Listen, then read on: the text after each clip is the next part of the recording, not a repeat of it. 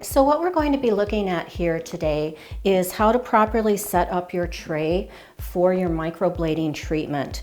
Proper tray setup is very important, and as you can see, I have two different setups here. The first thing we're going to be talking about today, and the first thing you're going to be learning, is brow mapping. So in other words, how to design the perfect brow for your client. And for that, you are going to need several tools. The first thing that you're going to need is some type of wipe that you can cleanse the area of the eyebrow for your client. Now, I just have some alcohol wipes here, but you certainly could have makeup cleanser too. We're then going to need our pencils.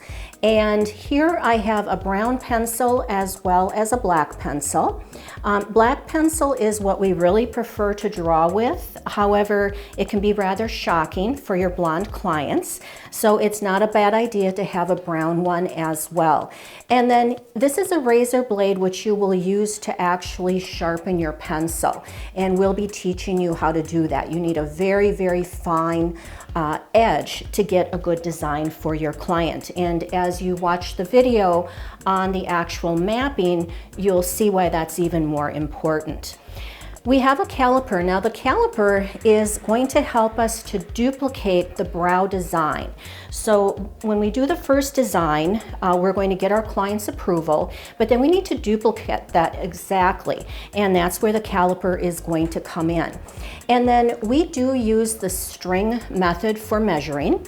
And the string here is going to be waxed with your pencil.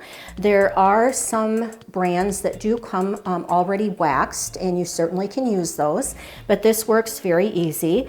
And then after we do our design, we're going to mark it with a Sharpie. Now, Sharpies are actually the best to use because they have a high alcohol content, which means that they do kill bacteria and do not have to be disposed of after each procedure.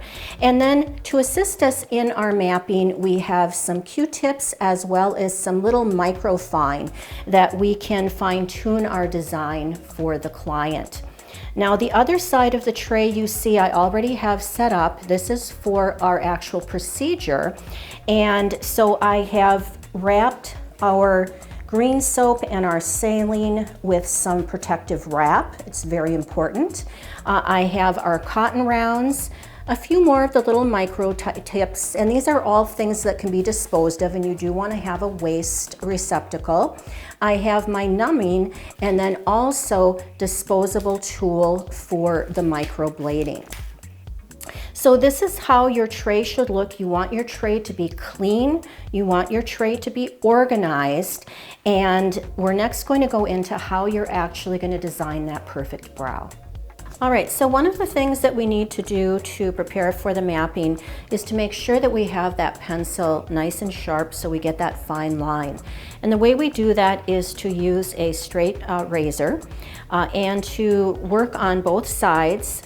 You're going to see Kay is going to pull that thread down, and we'll be able to expose a little bit more of the China wax.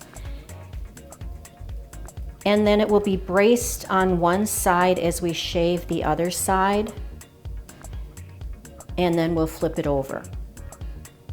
Don't worry if your tip breaks off. They do. It's a love-hate relationship with these pencils, as we say. Save that if it does break off, and you can use that to wax the thread that we'll be using in our mapping procedure. So now you can see she's just very carefully shaving on one side, flipping it over, and then very carefully shaving the other side. Again, we can't have a thick edge. It'll draw a thick line, and it will not be good for design for our client, and it will not be good for us to mark the design either. So you can see a nice, sharp, fine edge.